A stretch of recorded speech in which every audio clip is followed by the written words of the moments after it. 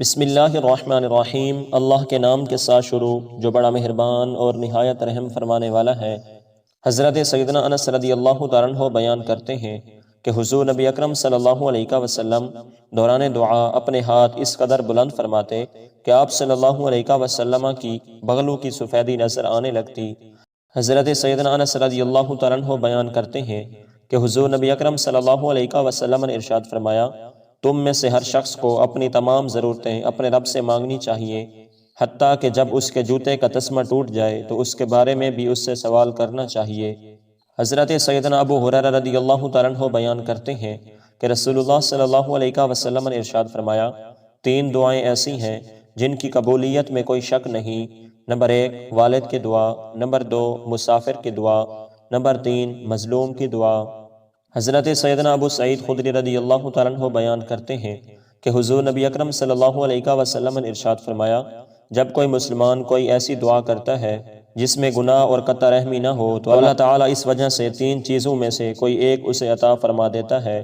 یا تو اس کی دعا فوراً قبول فرما لیتا ہے، یا اسے اس کے لیے آخرت میں ذخیرہ کر لیتا ہے، یا پھر اس کی مثل تکلیف اس سے دور فرما دیتا ہے۔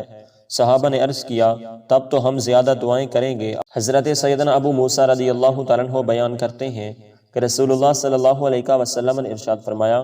وہ شخص جو اپنے رب کا ذکر کرتا ہے وہ زندہ کی طرح ہے، اور وہ شخص جو ذکر نہیں کرتا وہ مردہ کی طرح ہے۔ حضرت سیدنا ابو ہریرہ رضی اللہ تعالیٰ عنہ بیان کرتے ہیں کہ رسول اللہ صلی اللہ علیہ وسلم نے ارشاد فرمایا، اللہ تعالیٰ فرماتا ہے، میں اپنے بندے کے گمان کے ساتھ ہوں، جب وہ مجھے یاد کرتا ہے تو میں اس کے ساتھ ہوتا ہوں، اگر وہ مجھے اپنے دل میں یاد کرتا ہے تو میں بھی اسے اپنے دل میں یاد کرتا ہوں، اور اگر وہ مجھے کسی جماعت میں یاد کرتا ہے تو میں اس سے بہتر فرشتوں کی جماعت میں اسے یاد کرتا ہوں۔ حضرت سیدنا ابو ذر رضی اللہ تعالیٰ عنہ بیان کرتے ہیں کہ رسول اللہ صلی اللہ علیہ وسلم نے ارشاد فرمایا، اللہ تعالیٰ فرماتا ہے، جو شخص ایک نیکی لے کر آئے گا تو اس کے لیے 10 گنا ثواب ہے اور میں اس سے بڑھا دوں گا، اور جو شخص برائی لے کر آئے گا تو برائی کا بدلہ اس کی مثل ہوگا، یا پھر میں بخش دوں گا۔ جو شخص بالشت برابر میرے قریب آتا ہے تو میں 1 ہاتھ یعنی تقریباً 1 میٹر اس کے قریب ہو جاتا ہوں، اور جو شخص 1 ہاتھ میرے قریب ہوتا ہے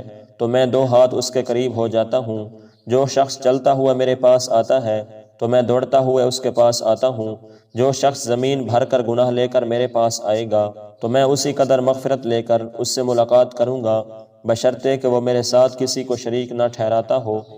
حضرت ابو دردہ رضی اللہ تعالیٰ عنہ بیان کرتے ہیں کہ رسول اللہ صلی اللہ علیہ وسلم نے ارشاد فرمایا، کیا میں تمہیں تمہارے بہترین عمل کے بارے میں نہ بتاؤں جو کہ تمہارے مالک کے ہاں اجر کے لحاظ سے زیادہ بڑھنے والا ہے، تمہارے بلند درجات کا باعث بننے والا ہے، تمہارے لیے سونے اور چاندی کے خرچ کرنے سے بہتر، اور تمہارے لیے دشمن سے ایسا جہاد کرنے سے بہتر جس میں تم ایک دوسرے کی گردنیں اڑاؤ؟ صحابہ نے عرض کیا، کیوں نہیں، ضرور بتائیں۔ آپ صلی اللہ علیہ وسلم نے فرمایا، وہ اللہ تعالیٰ کا ذکر ہے